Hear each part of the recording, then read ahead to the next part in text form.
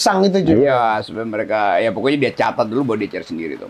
Tapi Pak Prabowo yang lu bilang pengetahuannya luas, pengalaman, pengetahuannya luas, baca bukunya luas. Oh iya, itu dia teman diskusi berjam-jam, jam-jam bisa. Kelompok intelektual.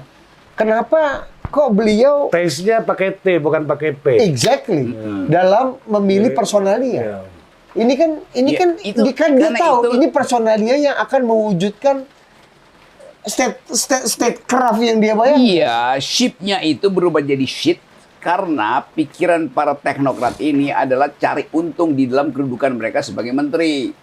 Jadi tidak ada semacam value di otaknya itu untuk membayangkan bangsa ini bisa ditubuhkan kembali berdasarkan argumentasi. Nah, karena nggak ada kemampuan argumentasi, ya dia iya aja depan presiden. Padahal presiden ingin berdebat. Lama-lama presiden punya kebiasaan nih, karena orang-orang nggak mau berdebat sama gue dan nggak mau berdebat, ya gue arah-arahin aja kan. Lalu terlihat, soalnya presiden. Nah, karena nggak ada kemampuan argumentasi, ya dia iya aja depan presiden. Padahal presiden ingin berdebat. Lama-lama presiden punya kebiasaan nih, karena orang-orang nggak mau berdebat sama gue dan nggak mau berdebat, ya gue arah-arahin aja kan. Lalu terlihat, soalnya presiden itu one man show. Ya memang artinya one man show, karena nggak ada yang bisa interupsi presiden. Momentumnya hilang. Jadi di awal mestinya presiden punya klub.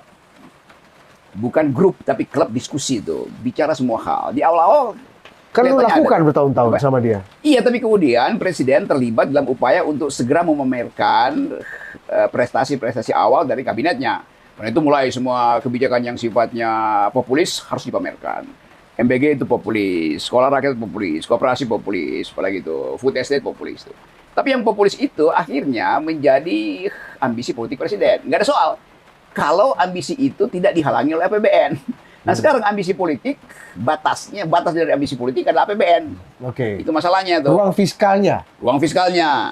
Nah, orang seperti Purbaya mestinya beritahu pada presiden, Pak Presiden, ini berbahaya, tidak efisien tuh. Kita lakukan dulu yang populis pertama, misalnya MBG. Kalau sukses kita pindah pada koperasi. Kalau sukses kita biayai perumahan rakyat. Kalau sukses kita bikin sekolah rakyat tuh. Tapi kan bagi presiden kelihatannya beliau ingin semua terlihat dulu.